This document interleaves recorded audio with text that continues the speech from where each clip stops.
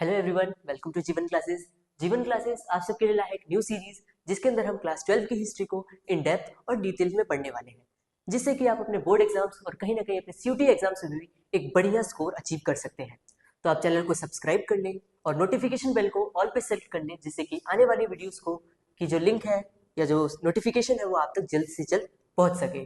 तो बिना किसी देरी के हम स्टार्ट करते हैं। तो हमारा जो पहला चैप्टर है हिस्ट्री में, उसका नाम है ब्रिक्स, बीड्स एंड बोन्स। इस चैप्टर के अंदर हम हड़प्पन सिविलाइजेशन के बारे में पढ़ने वाले हैं, जो कि इंडिया की one of the oldest civilisation है। ठीक है, तो इस चैप्टर में हम जो हड़प्पन सिविलाइजेशन है उसका किस तरीके से एग्जिस्टेंस में आई, किस तरीके से वो अपने पीक पे पहुंची और किस तरीके से जो उसका डिक्लाइन है वो हुआ, उसके बारे में पढ़ेंगे। तो जो ये हड़प्पन सिविलाइजेशन इसके बारे में हमें एग्जैक्टली पता कैसे चला, तो इस हड़प्पन सिविलाइजेशन को हमें पता चला इस हड़प्पन सील की हेल्प से। ये सील हमारे आर्कियोलॉजिस्ट को पता उनको मिला, और ये सील ही नहीं मिला, इसके साथ और भी अलग अलग आर्टिफैक्ट्स थे, एविडेंसेस थे, जिसके हमें हड़प्पन सिविलाइजेशन के बारे में पता चला। वो क्या क्या थे? वो थे seals, animal motifs, science, pots, ornaments, tools. ये सारी चीजें हमें अलग अलग जगहों से मिली। अब ये अलग अलग जगह थी कौन सी? ये थे हमारी अफगानिस्तान, बलूचिस्तान, सिंध, पंजाब, ठीक है, जो कि प्रोविंसेस ऑफ पाकिस्तान, इंडिया में जम्मू कश्मीर, पंजाब, हरियाणा, राजस्थान, उत्तर प्रदेश, गुजरात और महाराष्ट्र। इन सभी जगहों से हमें हड़प्पन सिविलाइजेशन के कुछ कुछ आर्टिफैक्ट्स और कुछ कुछ एविडेंसेस हमें मिले। ठीक है, और इसमें जो हड़प्पन सिविलाइजेशन है ये कुछ ज्यादा ही इंपॉर्टेंट रोल प्ले करता है। देखिए ना, फर्स्ट लाइन लिखा है, Harappan seal is the most distinctive artefact of the Harappan और इंडस वैली सिविलाइजेशन। अच्छा, यहाँ पे इंडस वैली सिविलाइजेशन भी है। इस हड़प्पन सिविलाइजेशन का तो दूसरा नाम भी है जिसको हम कहते हैं, ये लिखा है, इंडस वैली सिविलाइजेशन। अब इसका नाम इंडस वैली सिविलाइजेशन क्यों पड़ा? अब देखिए, जो आप मैप में, अगर इंडिया का मैप में देखेंगे तो साइड से एक इंडस नदी बहती है। पुराने टाइम में इस इंडस नदी के पास ही जो ये पूरी सिविलाइजेशन है ये एग्जिस्ट करती थी। अब इस सिविलाइजेशन के अंदर भी कुछ कुछ छोटे छोटे रीजन्स थे। ठीक है, ये मान लीजिए वो रीजन्स है, ये रीजन्स एग्जिस्ट करते थे, और ये पूरा मिला के पूरा हड़प्पन सिविलाइजेशन, या आप कह सकते हैं इंडस वैली सिविलाइजेशन बनाता था। ये इंडस वैली इसीलिए नाम पड़ा क्योंकि ये जो नदी है, ये इंडस नदी यहाँ पे थी, इंडस नदी के किनारे ये पूरा बसा हुआ था। ठीक है, एक बार उसको इरेज करके अच्छे से लिख देता हूँ।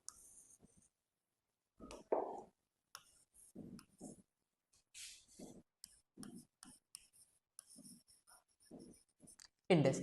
अब आप कहेंगे इसका हड़प्पन नाम हड़प्पा नाम कैसे पड़ा? अब मैंने बताया इस सिविलाइजेशन के अंदर भी कुछ कुछ एरियाज थे, आप विलेजेस कह सकते हैं, सेटलमेंट्स कह सकते हैं। तो इसमें से जो एक हड़प्पा नाम का भी था। अब क्योंकि इस सेटलमेंट, इस पूरी सिविलाइजेशन में ये हड़प्पा जो ये रीजन है ये सबसे पहले खोजा गया था, इसीलिए हमने इस पूरी सिविलाइजेशन का नाम हड़प्पन सिविलाइजेशन भी रख दिया। ठीक है, अब इस हड़प्पन सिविलाइजेशन कुछ फेजेस होंगे। ठीक है, तो इस फेजेस में है अपना अर्ली फेज, अर्ली हड़प्पा जिसको हम कहते हैं, जो कि 6000 बीसी से लेके 2600 बीसी के बीच में एग्जिस्ट करता था। मैच्योर हड़प्पा भी है, जो कि 2600 बीसी से लेके 1900 बीसी। अब अगर एग्जाम में आपसे पूछा गया कि जो हड़प्पा है उसका टाइम पीरियड क्या है, तो आप यही ये मैच्योर हड़प्पा वाला टाइम पीरियड लिखेंगे। ठीक है, ये मैं लिख देता हूँ यहाँ से, 2600 BCE टू 1900 BCE। 1900 BCE के बाद ये जो हर सिविलाइजेशन है ये डिक्लाइन होने को हो गई थी, डिक्लाइन होती जा रही थी। इसीलिए जो 1900 से 1300 BC इस टर्म्स है लेट हड़प्पा। तो इसके तीन है, अर्ली हड़प्पा, मैच्योर हड़प्पा और लेट हड़प्पा। ठीक है, इस चैप्टर के अंदर हम मैच्योर हड़प्पा के बारे में पढ़ने वाले हैं। तो अब नेक्स्ट पेज कर, अच्छा इससे पहले ये देखिए क्या क्या एविडेंस है। बीड्स देख लीजिए, बीड्स, वेट्स एंड बेड्स, ये सारे के सारे बीड्स है। देखिए किस तरीके से इनके ऊपर डिजाइन बना हुआ है। इससे हम आगे ये भी पता देखेंगे कि किस तरीके से जो कारीगर होते थे हड़प्पन सिविलाइजेशन में, वो ये जो डिजाइन है, ये जो कलर है, इस तरीके कैसे ऑब्टेन करते थे। ये कुछ वेट्स है जो कि यूज आते थे सिस्टम में, और ये कुछ ब्लेड्स है। तो ये सारी की सारी जो एविडेंस है ये हमें मिले हैं। अब अच्छा, एक और डाउट आता है बच्चों को कि जो ये बीसीई लिखा है 2600 बीसीई और ये 1900, ये एग्जैक्टली जो बीसीई ये है क्या? ठीक है, तो ये अभी क्लियर करते हैं इसको। तो देखिए हम टाइमलाइन को पहले एक बार समझ लेते हैं, क्योंकि हिस्ट्री में टाइमलाइन एक मेजर रोल प्ले करता है किसी भी इवेंट को समझने के लिए। ठीक है,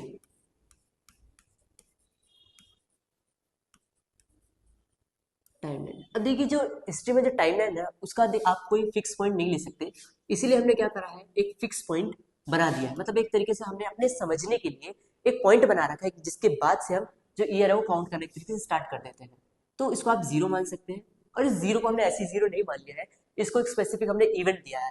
हम मानते हैं कि इस जीरो पॉइंट पे जो अपने क्रिश्चियनिटी में जो जीसस क्राइस्ट है उनका बर्थ हुआ, जीसस क्राइस्ट।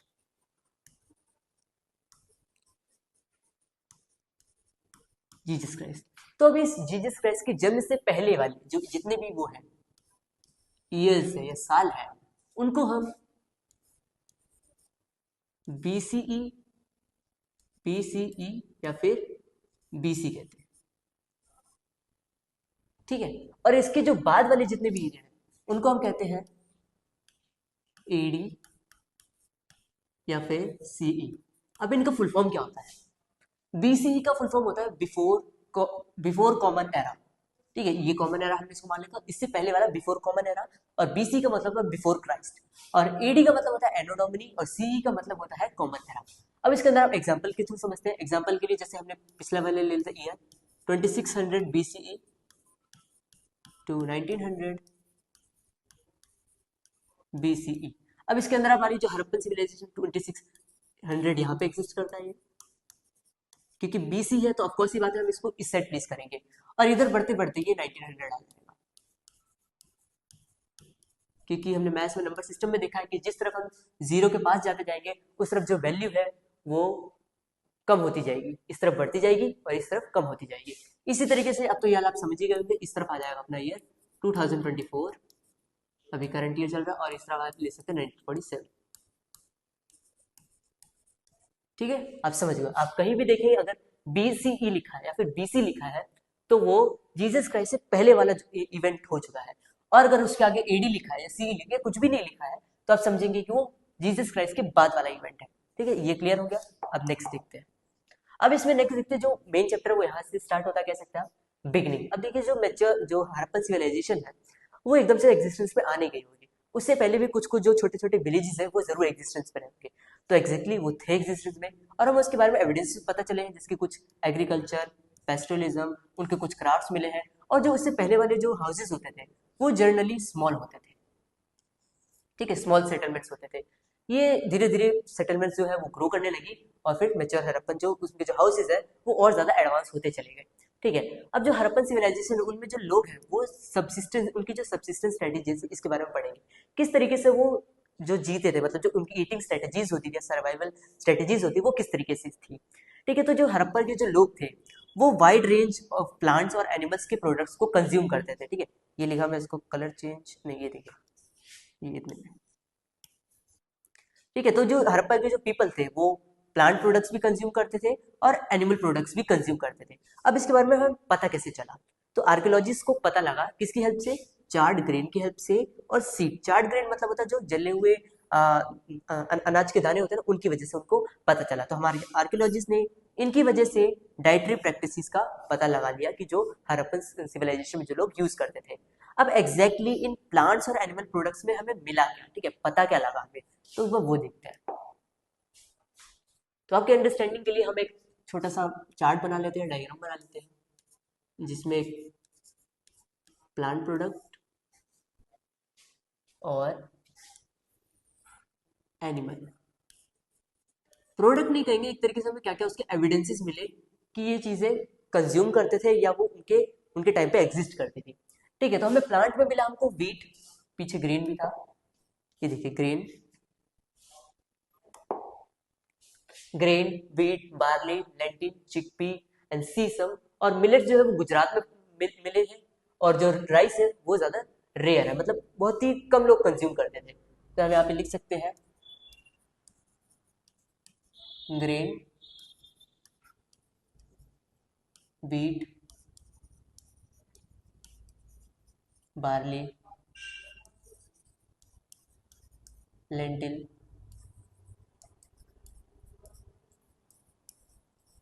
चिकपी,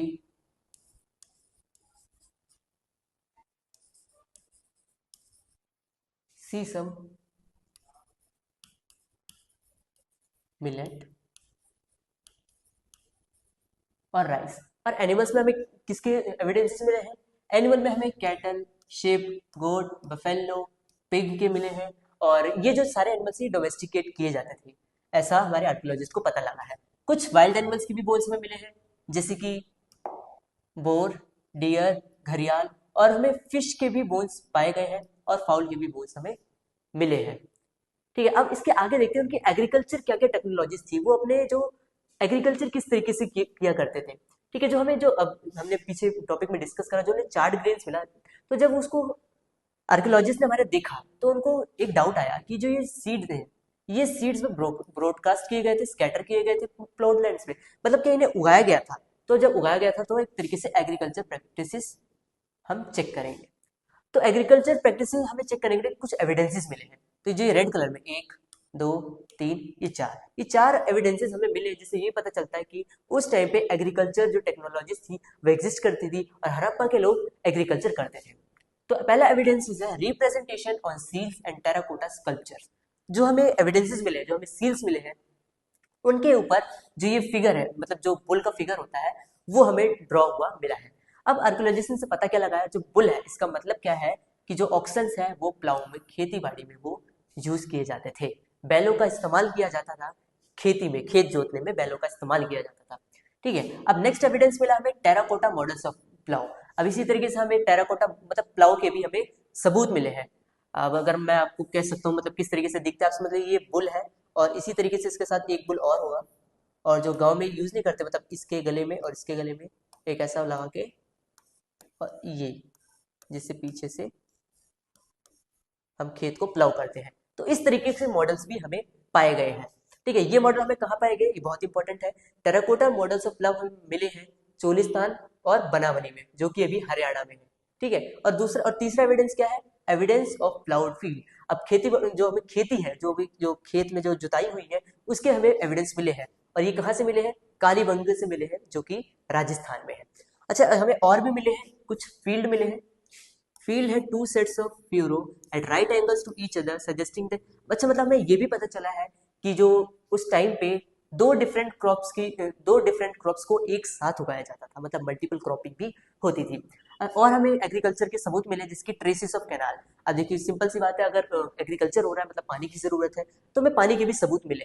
पानी कहाँ से आता है, कनाल से आता था। अब कैनाल से आता था। अब ये कनाल कहाँ पाया गया है, शोरतुगाई में, जो कि अभी अफगानिस्तान में है। लेकिन हमें पंजाब और सिंध से नहीं मिला, मतलब हमें अफगानिस्तान तो मिल गया लेकिन हमें पंजाब और सिंध में नहीं मिला। अब आर्कियोलॉजिस्ट ये कहते हैं कि ये भी हो सकता है कि पंजाब और जो सिंध है, उनके जो कैनाल्स है, वो टाइम के साथ आते आते उनमें मिट्टी भर गई, या फिर वो पूरे नॉर्मल हो गई, मतलब वो उसमें पानी नहीं रहा, वो ऊपर तक आ गए, मिट्टी भर गई उसमें। It is also likely that water drawn from wells. हमें ये भी पता चला जो ये कुएं हैं, कुओं से भी पानी निकाला जाता था इरिगेशन के लिए। ठीक है, बिसाइड्स, और हमें कुछ जो धोलावीरा है गुजरात में, वहां से वाटर रिजर्वायर के हमें सबूत मिले हैं।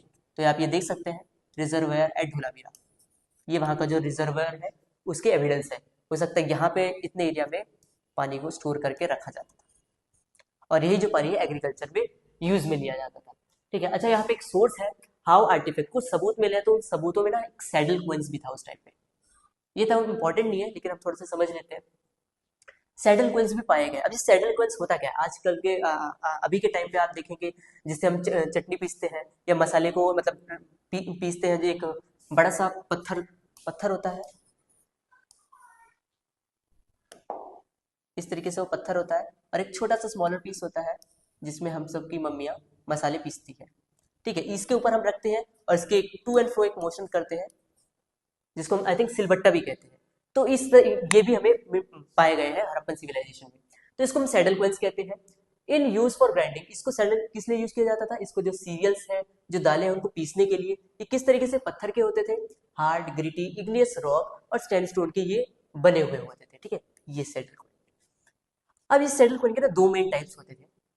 अब उन दो टाइप्स पे क्या होता है, एक तो टाइप ये है जिसकी आप समझ सकते हैं, एक बड़ा स्टोन है और एक छोटा स्टोन है। ये छोटा स्टोन इसके ऊपर टू एंड फ्रो मोशन के अंदर मूव करेगा।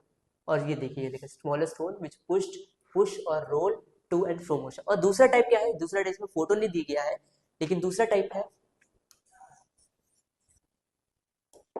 दूसरा टाइप ये देखिए, in other in which second stone was use as a pounder, मतलब आप समझ सकते हैं एक कुछ इस तरीके से वेसल हुआ करता था और एक छोटा स्टोन इसमें पाउंड किया जाता था। अब इसमें अलग अलग इसके यूजेस भी आप इसमें नीचे पढ़ेंगे, तो ये जो है ये सोचते दालें पीसने के लिए, और इसमें जो है कुछ हर्ब्स या फिर जो हम कह सकते हैं जड़ी बूटियां बनाने के लिए ये इस्तेमाल होता था, आपने देखा होगा इस तरीके का। तो ये हमें एविडेंसेस पाए गए हैं। अब आगे क्या है, अब एक बहुत ही इंपॉर्टेंट टॉपिक है मोहनजोदारो अ प्लान्ड अर्बन सेंटर। ये अर्बन सेंटर क्या होता है? तो अर्बन सेंटर कोई भी एरिया जिसके अंदर डेंसली पॉपुलेटेड एरिया हो और उसके अंदर जो एक्टिविटीज हो वो बहुत ही मेजर एक्टिविटीज, मतलब एक कह सकते हो एक तरीके से सेंटर हो किसी चीज का, हब हो, तो उसको हम कहते हैं अर्बन सेंटर हो जाता। तो इसी तरीके जो अर्बन सेंटर्स हैं वो पाए गए हैं हड़प्पन सिविलाइजेशन के अंदर पाए गए हैं। तो उसमें से था एक मोहनजोदारो। अच्छा एक बार हम देख लेते हैं कि कौन कौन से था। ये देखिए जो मैंने हड़प्पा की बात करी थी वो ये रहा, इसी के ऊपर पूरा इंडस वैली सिविलाइजेशन का नाम पड़ा है। और ये रहा मोहनजोदारो। ये मोहनजोदारो, हड़प्पा, ये कुछ अपने मेजर अर्बन सेंटर्स हैं, बहुत ही फेमस अर्बन सेंटर्स हैं, तो इनके बारे में पढ़ेंगे। तो नेक्स्ट टॉपिक का नाम है हमारा मोहनजोदारो अ प्लान्ड अर्बन सेंटर। अभी अर्बन सेंटर होता क्या है? जो अर्बन सेंटर होता है एक बहुत ही पॉपुलेटेड एरिया होता है जिसके अंदर जो बहुत ही मेजर एक्टिविटीज है वो की जाती है, इसीलिए उसका नाम जो अर्बन सेंटर वो पड़ा है। और इसी तरीके इसी सिविलाइजेशन में जो मोहनजोदारो है ये एक बहुत ही इंपॉर्टेंट अर्बन सेंटर है। अब आप इसको मैं और दिखाऊं, इसमें ये देखिए इसके अंदर हड़प्पा और जो मोहनजोदारो जो मैंने नाम बताया आपका, मोहनजोदारो ये रहा और हड़प्पा ये रहा, ये दोनों की ये लोकेशन है। और जो मोहनजोदारो और हड़प्पा ये बहुत ही ज्यादा फेमस अर्बन सेंटर है। अब आपको पता लग गया अर्बन सेंटर क्या है। अब देखते हैं, अब ये जो अर्बन सेंटर है ना, जो ये प्लान है या फिर जो आप कह सकते हैं ये फीचर है, ये पूरी हड़प्पन सिविलाइजेशन का मोस्ट यूनिक फीचर है। क्योंकि आप सोच सकते हैं कि इतनी ज्यादा पुरानी जो सिविलाइजेशन है वो किस तरीके से, मतलब कैसा यूनिक यूनिक फीचर रखते हैं जो आज के टाइम पे भी एग्जिस्ट करता है। ठीक है, आज के टाइम पे भी उसका एग्जिस्टेंस है। ठीक है, तो इसी तरह के जो मोहनजोदारो है वो बहुत ही ज्यादा वेल नोन साइट है, मतलब बहुत ही ज्यादा ये प्रसिद्ध साइट है, इसको ना एक तरीके से बहुत ज्यादा अच्छे से कंजर्व करके रखा गया है। लेकिन जो पहला साइट जो डिस्कवर करा गया वो हड़प्पा थी। और जो ये मोहनजोदारो है इसके नाम का मतलब भी है, इसके नाम का मतलब है माउंट ऑफ डेड।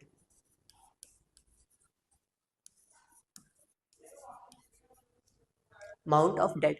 इस पूरी सेटलमेंट को ना दो सेक्शंस में डिवाइड किया गया है। एक सेक्शन जो है वो स्मॉलर है लेकिन हाइयर है, और दूसरी जो है वो लार्जर है लेकिन स्मॉलर है। अब इन दोनों का नाम भी है, जो स्मॉलर है और हाइयर है उसका नाम सिटाडेल है, और जो दूसरा सेक्शन है उसका नाम है लोअर टाउन। ये आप देख सकते हैं, ये हाइयर है, मतलब ये छोटा है, एरिया वाइज छोटा है, लेकिन ये हाइयर है, मतलब कह सकते हैं हाइयर ग्राउंड में एक तरीके से है। और जो लोअर टाउन है ये एरिया वाइज बहुत ज्यादा बड़ा है। ठीक है, ये दोनों के दोनों दो टाइप दो पार्ट्स में डिवाइडेड है पूरी सेटलमेंट। अब देखिए नाम दिया गया है यहाँ पे citadel and the lower town.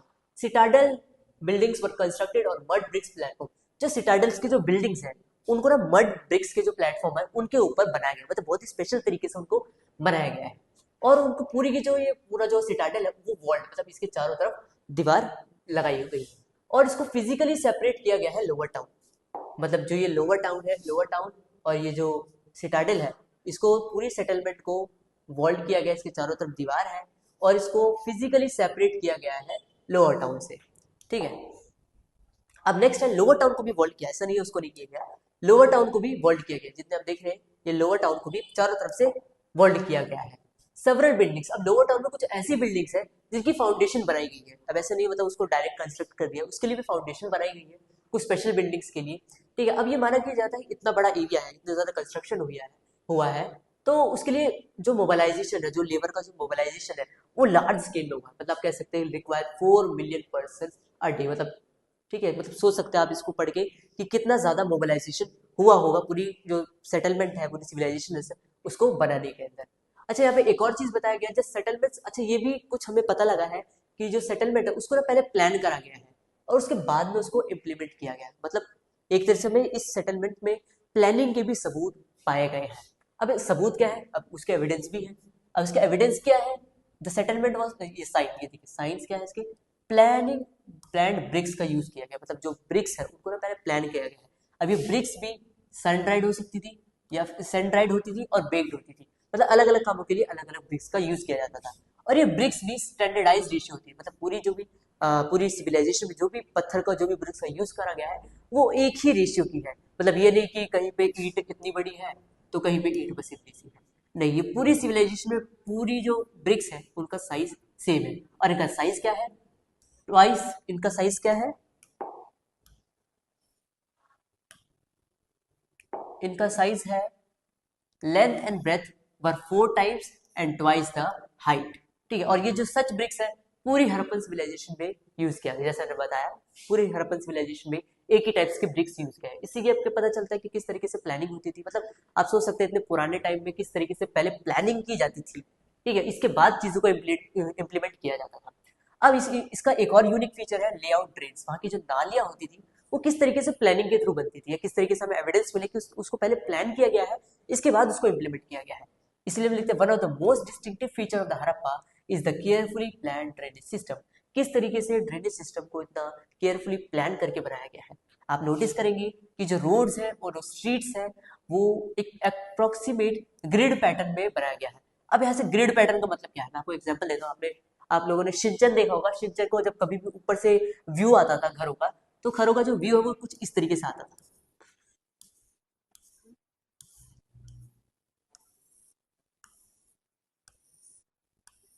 ठीक, इस तरीके से घरों को यहाँ पे घर होते थे, और ये बीच में जो भी है ये स्ट्रीट, इसको कहते हैं ग्रिड पैटर्न कहते हैं। तो आप सोच सकते हो मतलब इतना मॉडर्न तरीका हड़प्पन सिविलाइजेशन में यूज किया जाता था।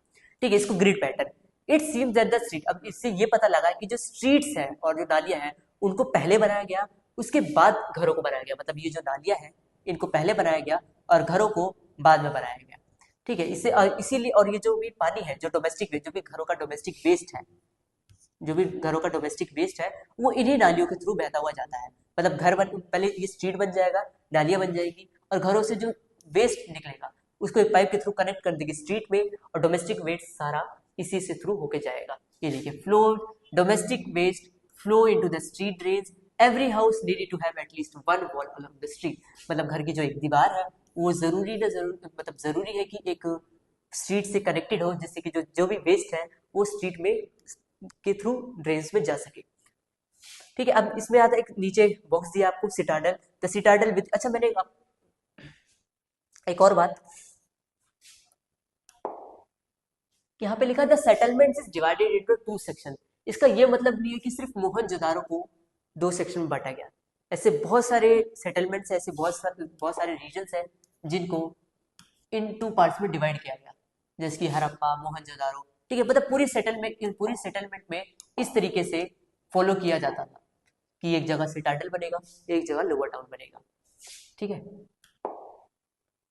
अब यहाँ पे जो सिटाडल, जो लोथल में जो सिटाडल है ना, क्योंकि वहां भी सिटाडल लोअर टाउन है, वहां का जो सिटाडल है उसको वॉल नहीं किया गया, वो मतलब उसके चारों तरफ दीवार नहीं बनाई गई, उसको फिजिकली सेपरेट नहीं किया गया कह सकते हैं आप, लेकिन उसको हाइट पे बनाया गया, मतलब उसको ऊंचाई पे कंस्ट्रक्ट किया गया है। यहाँ पे एक और बॉक्स है, आप उसको पढ़ सकते, बहुत ही इंटरेस्टिंग बॉक्स है, द प्लाइट ऑफ हड़प्पा।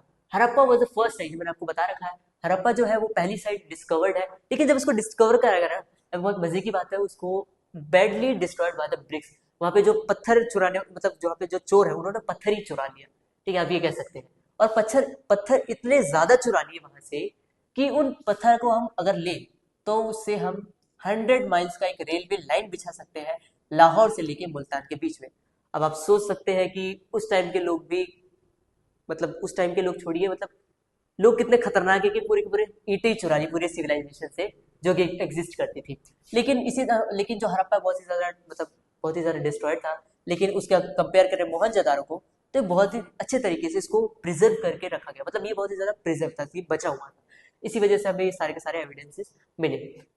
ठीक है, इसके अंदर एक और पॉइंट है, 1857 में Alexander Cunningham, first director general of India archaeological survey of India, इनको इंडियन आर्कियोलॉजी का फादर भी कहा जाता था। ये आगे पॉइंट है, मैं आपको आगे और अच्छे से एक्सप्लेन करूंगा, अभी इतना यहाँ पे काम करने के लिए। अब आगे बढ़ते हैं, डोमेस्टिक आर्किटेक्चर। अब ये जो बिल्डिंग है ना, ये आपको नीचे लोअर टाउन में मिलेगी। ठीक है, ये सिटाडल का वो नहीं है, ये लोअर टाउन का है। तो ये देखिए, lower town eight Mohenjodaro provides example, मतलब जो लोअर टाउन में जो घर होते थे वो रेजिडेंशियल बिल्डिंग्स होती थी। मतलब वहां पे लोग रहते थे घरों के अंदर। ठीक है, अब यहाँ के घर कैसे होते थे? अब घर आप देखेंगे, ये जो पूरा पॉइंट है इसको पूरे डायग्राम के साथ बना के समझाया हुआ है। पूरा जो जो भी घर होते थे उसके सेंटर में कोर्ट यार्ड होता था। अब ये जो कोर्ट यार्ड होता था, ये सेंटर होता था कुकिंग, वीविंग, मतलब जो भी एक्टिविटीज होती थी उनका ये सेंटर होता था, कोर्टयार्ड होता था, कोर्टयार्ड उनका सेंटर होता था। अच्छा, इन घरों में ना एक और चीज का मतलब कह सकते हैं आप इम्पोर्टेंस दिए हैं, वो है प्राइवेसी। इन घरों में प्राइवेसी को भी इम्पोर्टेंस दिया गया। वो आप कैसे कह सकते हैं? क्योंकि जो घरों का जो मेन एंट्रेंस होता था, इससे घर के अंदर का आप डायरेक्ट व्यू नहीं ले सकते थे, इम्पॉसिबल था। और घर के जो ग्राउंड फ्लोर थे, उनके ग्राउंड फ्लोर पे एक भी विंडो नहीं थी, देख सकते हैं आप, यहाँ पे एक भी विंडो नहीं है। तो इससे क्या पता चलता है कि जो हड़प्पा के लोग थे वो प्राइवेसी को भी कितना ज्यादा इंपॉर्टेंस देते थे। ठीक है, तो मेन एंट्रेंस ये देखा, main entrance does not give a direct view of the interior of the court house. Main exit जो है वो अंदर का कोई व्यू प्रोवाइड नहीं करता था, मतलब कोई अगर बाहर से जा रहा है तो अंदर क्या चल रहा है वो कुछ नहीं देख पाएगा। ठीक है, हर बाथरूम में अब यहाँ पे देख सकते हैं क्लीनिनेस और हेल्थ को भी कितना ज्यादा इंपॉर्टेंस दिया गया है। हर घर में खुद का बाथरूम होता था जो कि ब्रिक से पेव्ड किया जाता था, और इसकी जो ड्रेन है वो कनेक्ट की जाती थी जो साइड में, जो मैंने आपको बताया, अगर साइड अगर यहाँ पे वॉशरूम है तो यहाँ पे, मतलब यहाँ पे अगर टॉयलेट है या फिर जो भी आप कह सकते हैं कहाँ, अगर यहाँ पे बाथरूम है तो इसके साइड में जरूर एक दीवार होगी, और दीवार से एक ड्रेन निकलेगी जो कि आगे यहाँ पे जो ड्रेन है, जो कि स्ट्रीट है, जो नाली है, उससे कनेक्ट होकर फिर वो फ्लो कर जाएगा। तो इसी तरीके से, और हर घर में ना कुछ वो हर घर में वेल्स भी पाए गए हैं। मोहनजोदारो के घरों में वेल्स भी, कुएं भी पाए गए हैं, मतलब घरों में ही पानी का पूरा सिस्टम है। और पूरे मोहनजोदारो में हमें 700 कुएं पाए गए हैं, हमें मिले। ठीक है, total 700 wells we have found. अब नेक्स्ट और क्या है? अच्छा, कुछ घरों में ना हमें सीढ़ियां भी पाई गई, देख सकते हैं आप, ये देखिए स्टेयर केस, एक ये रहा, एक ये। इससे क्या पता चलता है कि कुछ कुछ घरों में सेकंड स्टोरी बिल्डिंग भी थी, मतलब सेकंड स्टोरी भी थी। ये देखिए, द रिमेन्स ऑफ स्टेयर के टू सेकंड स्टोरी और द रूफ, छतों पे या फिर सेकंड फ्लोर पे जाने के लिए भी सीढ़ियां थी।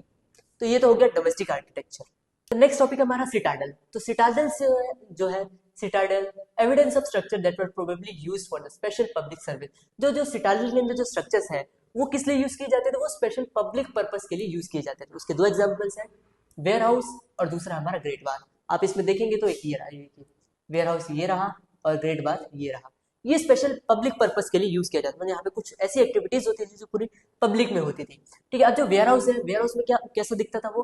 तो ये एक मैसिव स्ट्रक्चर था जिसका जो लोअर था हिस्सा था वो ब्रिक से बना हुआ था, और जिसका जो अपर पोर्शन था वो जरूर वुड से बना हुआ था, जो कि टाइम के साथ इरेडिकेट हो गया या डिके हो गया। अगर मैं आप इसको ड्रॉ करके दिखाऊं तो कुछ इस तरीके से दिख सकता है। इसके दो साइड ये ब्रिक से बने हुए थे, ग्राउंड फ्लोर, और ये जो ऊपर का हिस्सा है वो जरूर वुड से बना हुआ, मतलब ये टाइम के साथ ये खत्म हो गया और ये बच गया। ठीक है, अब जो नेक्स्ट है वो है ग्रेट बाथ। ग्रेट बाथ कैसा दिखता था? ग्रेट बाथ एक लार्ज रेक्टेंगुलर टैंक था, ठीक है, जिसके चारों साइड कॉरिडोर था या कुछ रूम्स थे, और इसके अंदर दो फ्लाइट्स थे, steps on the north and south into the tank. मतलब अगर ये पूरा टैंक है तो इसके नॉर्थ और साउथ से एक सीढ़ियाँ जाती थी जो कि पूरे टैंक में लीड करती थी। और ये जो टैंक था ये वाटर टाइट था, मतलब इसमें ऑब्वियसली बात है पानी होगा, वो पानी कहीं लीक ना हो जाए इसलिए इसको वाटर टाइट बनाया गया। वाटर टाइट इसको कैसे बनाया गया? Setting bricks on the edge and using a mortar of gypsum. मतलब ये पता चलता है कि किस तरीके से ये अलग अलग टेक्निक यूज करते थे अलग अलग चीजों के लिए। इससे ये भी पता चलता है कि किस तरीके से हड़प्पन सिविलाइजेशन कितनी ज्यादा एडवांस थी अपने टाइम पे, और बाकी उसके जो भी कंटेम्प्रेरी जो भी अदर सिविलाइजेशन थी उससे ज्यादा कितनी ज्यादा ये एडवांस थी। ठीक है, there were rooms on three, इसके 3 साइड रूम थे जिसमें से एक एक रूम में जरूर वेल था। ठीक है, बाकी ये इतना ही इंपॉर्टेंट है। अब एक और चीज इससे ये पता चलता है कि suggest that it was meant for some kind of special ritual bath. मतलब ये जो हमारा ग्रेट बाथ है, इस पे क्वेश्चन भी आता है, ये जो ग्रेट बाथ है ये किस लिए यूज होता था? तो मतलब ये है कि ये स्पेशल रिचुअल बाथ के लिए यूज होता था। ये हमारे मतलब गेस करा गया, ठीक है, आर्कियोलॉजिस्ट के द्वारा इसको गेस किया गया कि इसमें जरूर कुछ ऐसा स्पेशल रिचुअल बात, कुछ रिलीजियस एक्टिविटीज जरूर इसमें होती थी, तभी ये इतना इंपॉर्टेंट, तभी इसको वाटर टाइट बनाया गया और इतने ज्यादा इसकी अदर फैसिलिटीज इसके साइड में प्रोवाइड की गई। तो आज इसको हम यहीं पे खत्म करते हैं। आप इसका इसका नेक्स्ट पार्ट जरूर जल्द से जल्द लाएंगे, तो आप इसको जरूर देखिएगा। तो गाइस, थैंक्स फॉर वॉचिंग।